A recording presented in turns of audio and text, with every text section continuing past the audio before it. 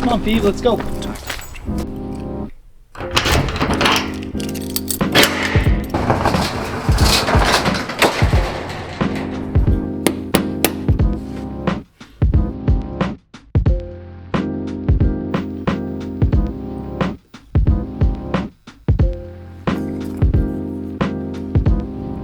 Thank God.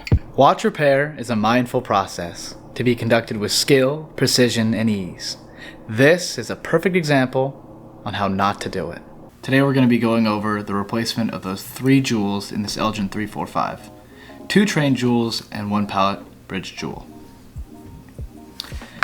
This video is specifically how I was replacing them and what I messed up on, so I can show you how not to do it.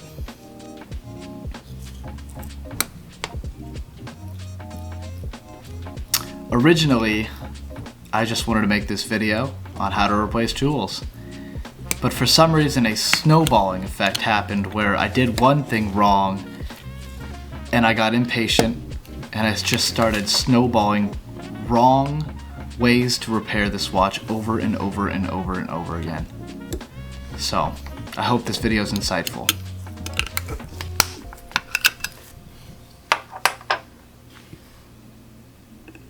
First, we're just going to remove the normal components to get down to those jewels. So it's a 4th wheel upper hole jewel, 3rd wheel lower hole jewel, pallet fork bridge hole jewel upper.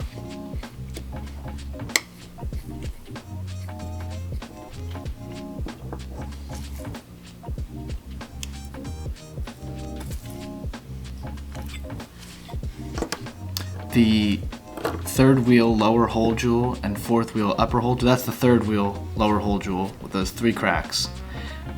This is the upper 4th wheel. It just has chips on the top, the hole's fine. And that is the pallet bridge hole jewel upper, just has 3 cracks as well.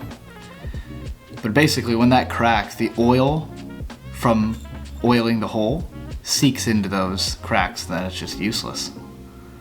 The watch kept perfectly good time. So the holes weren't disrupted enough to where it would throw it off a time, but they needed to be replaced because they were broken.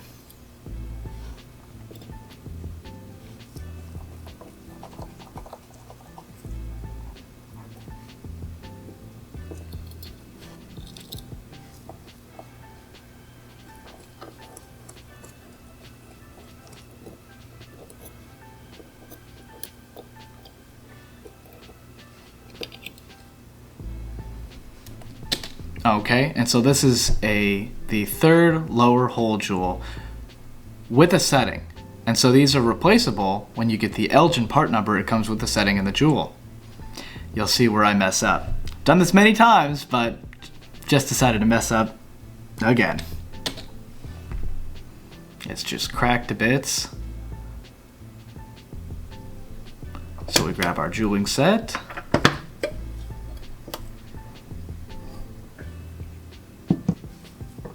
And now I went into this process thinking I needed to break the jewel out of the plate, not even realizing there was a setting, or not even accepting there was a setting, that I could just pop the setting out with the jewel in it, replace it with the Elgin part number jewel.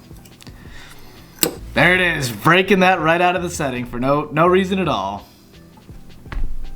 That is a broken jewel in the setting, the 3rd wheel. Usually, well, I shouldn't say usually, with a lot of watches, they don't have settings. The jewels are set right into the plate. But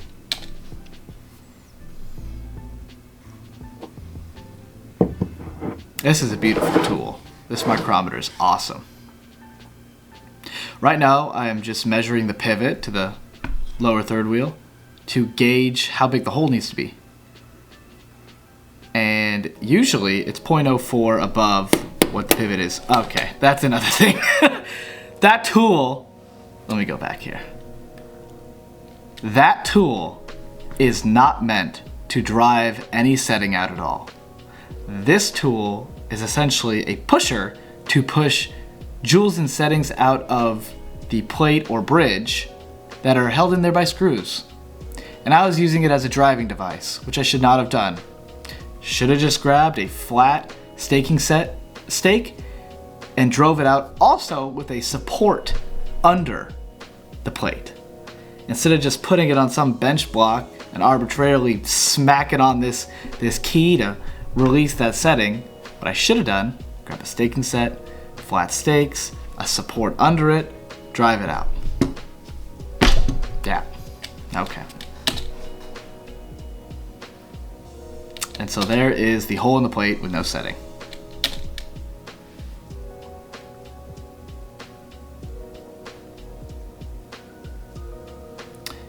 Elgin grade 345. Go grab the Elgin book and look up the hole jewels needed.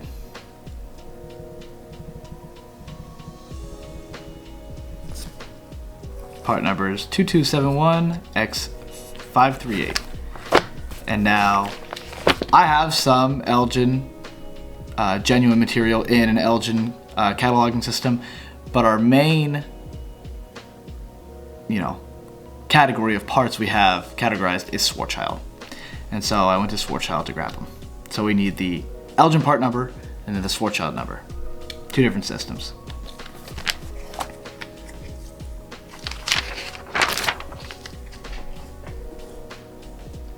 Fourth wheel upper, 345.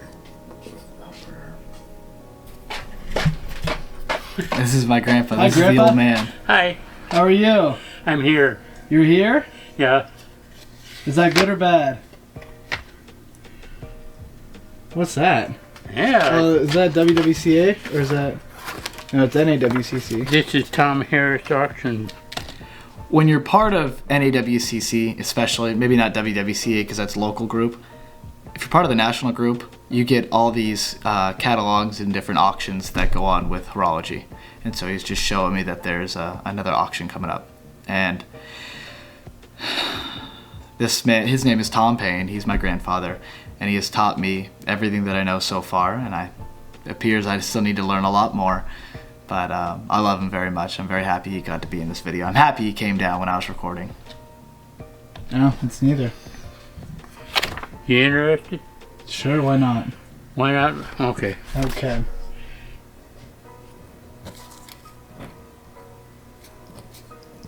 We're just putting out the third wheel, fourth wheel, Pallet hole. and now pallet. Upper.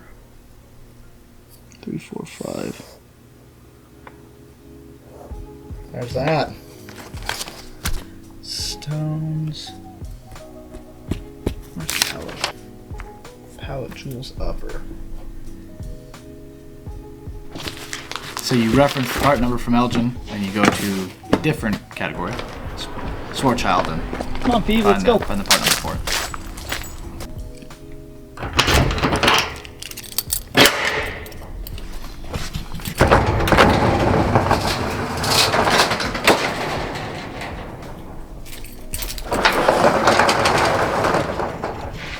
And now, in light of what happened in March of 2021 when my store was burglarized, I had to move out of there, of course, and so I put my stuff in storage. And so I have two different places for where the material is, and it's not ideal, but it works.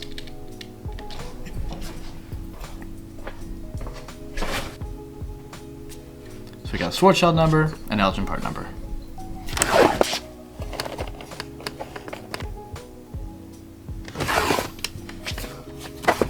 These are awesome, giant, solid oak wood drawers. They're very heavy to move. I had to move them a bunch. They are awesome drawers.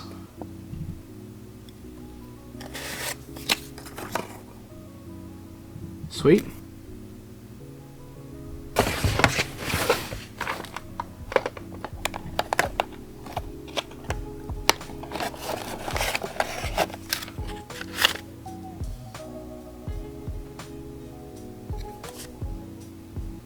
And so that, it was empty. That was the fourth wheel.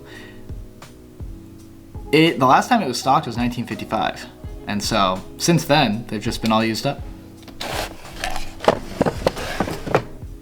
Now we're gonna go for the pallet. 2, 5, 3, 4.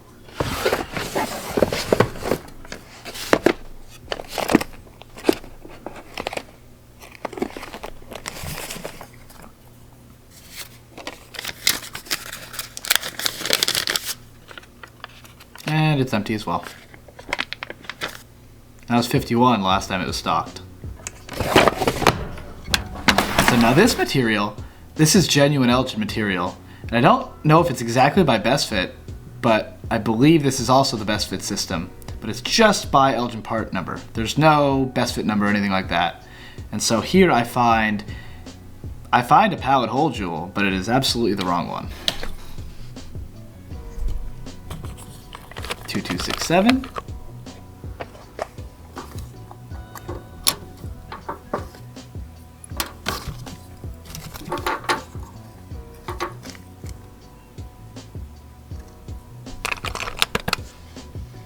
While I was there, we have drawers of just junker movements for parts movements, and so I grabbed a couple just to make sure if these parts didn't work, I could replace it with a parts movement. So I'm just checking to see if the third wheel hole jewel I got will fit or not.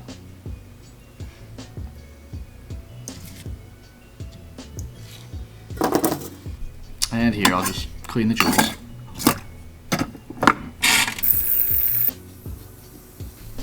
And so these junker movements, they are 15 joule, and so I thought they're 15 joule instead of 17. They might have the same joule size, and actually this was, and so this is the fourth wheel hole jewel upper, and it worked.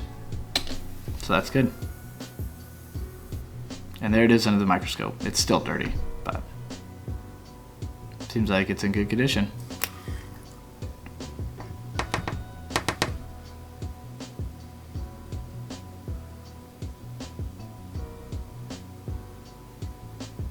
That's actually upside down, by the way. Yep. Too small. So I thought, grab 2 round punches in my staking set and close the hole. And then set that setting and jewel in there.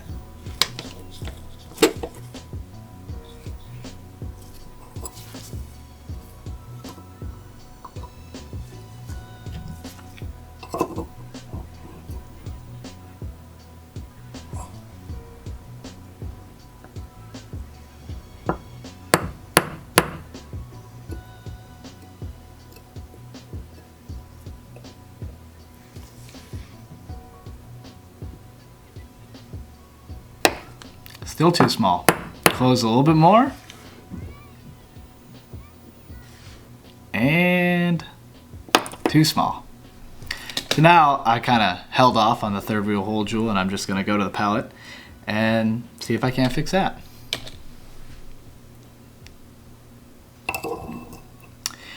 Here I am again, breaking the jewel out of the pallet. Not needed, but we're doing it anyway.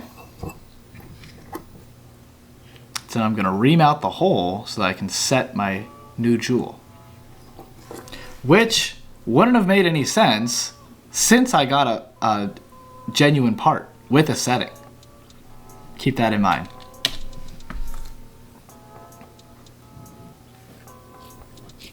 This is just a small flat face cutter to remount the jewel so you can set a new one in.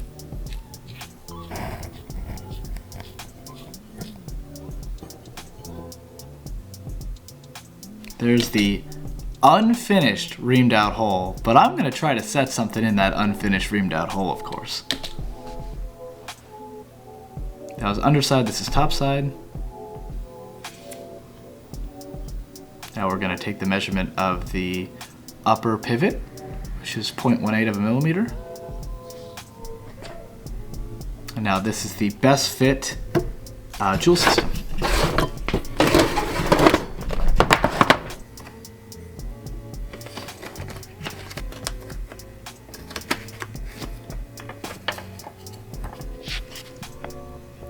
So we got 0.22 by 110.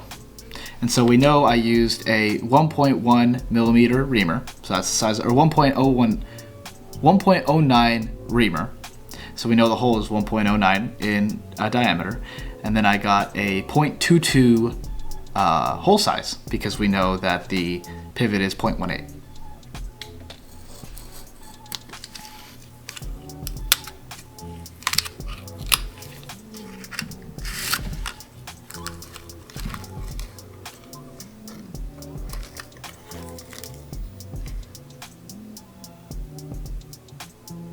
Now we're just fitting the jewel onto the top pivot to see if it has good side shake, essentially.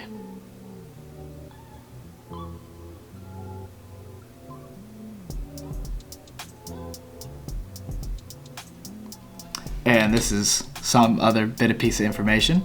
I grabbed a 0.20 jewel first. And so this is the 0.20 jewel on top of the pivot, and it's actually too tight. And I set that in the plate. We'll go to ran the watch. Too tight, doesn't work. So we ended up with a 0.22 hole though. Gotta have proper side shake.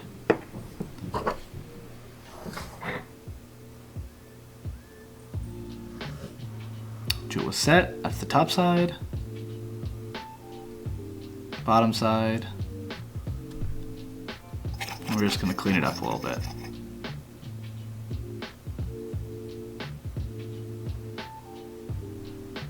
Seems to be free, but no, it needs more side shake.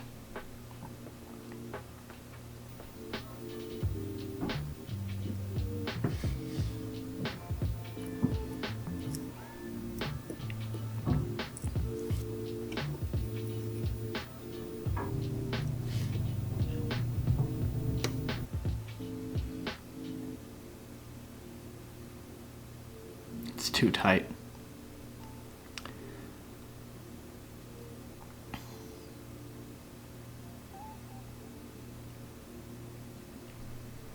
This is just shaking the balance, seeing if it'll rock back and forth. And now this is it running, and now it looks good on the camera because it's not picking it up, but it was so labored. It was a very labored beat for sure, and it had to be changed out. You can see that is no bueno.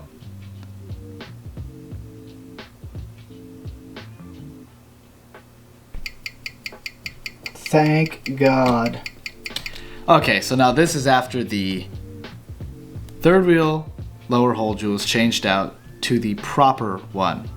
It's a oversized jewel, but proper, it works. The fourth wheel upper hole jewel has been changed out with the one we got from the parts movement, that works.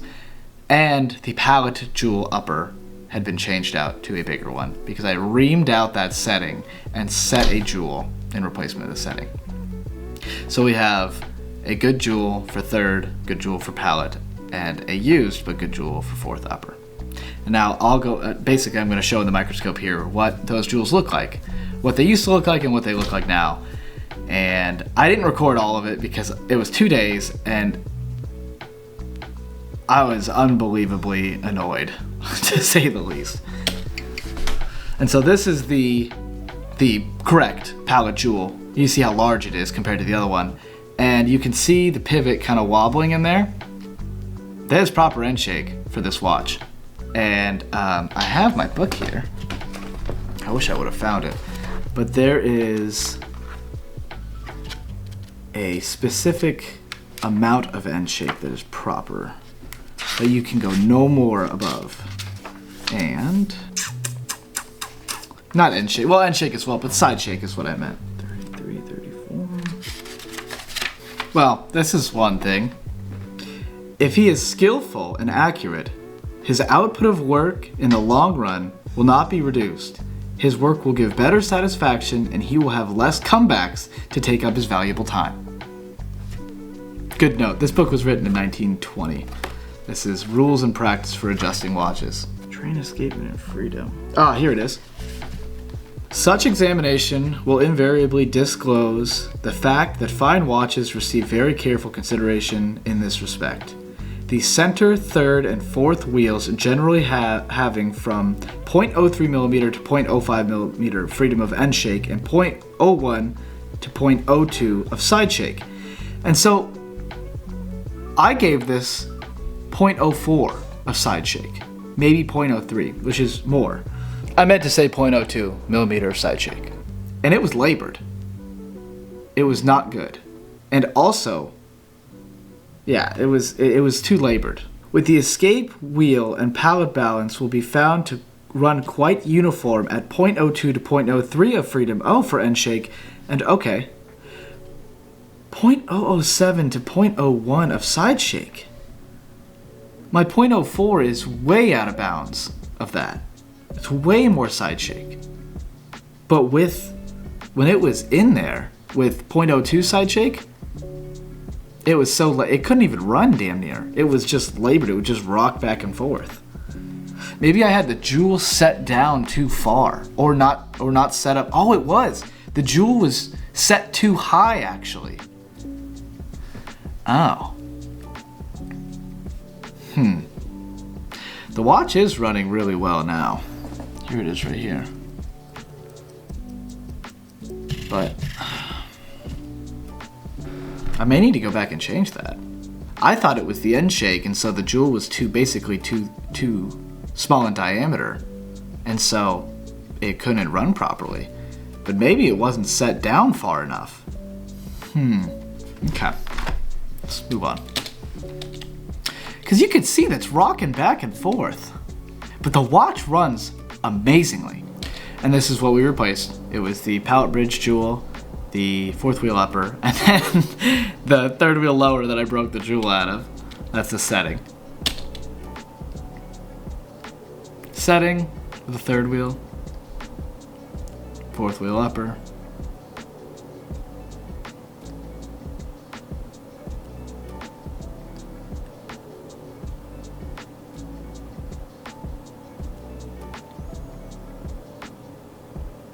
And pallet.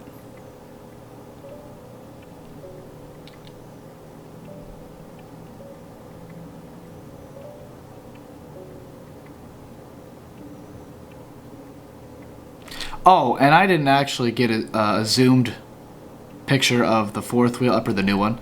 And so this guy right here is the fourth wheel with the new jewel. Yeah. And this is the third wheel lower, the new third wheel lower jewel. It's quite large. It's really pretty, this jewel. But it's set directly into the plate. And so I reamed out that hole and got rid of the closing I tried to do. And I reamed it out and set the jewel right on the plate. So this is the movement side of the watch. The train side, I should say. Look how big that jewel is compared to the other ones. And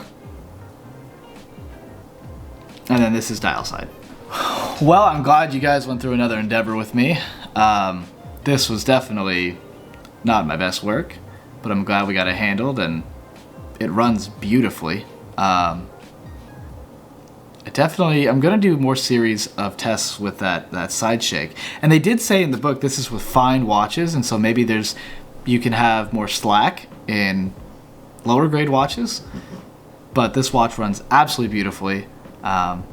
So yeah, I really appreciate all that you guys do. So thank you very much, and I will see you in the next one. Bye.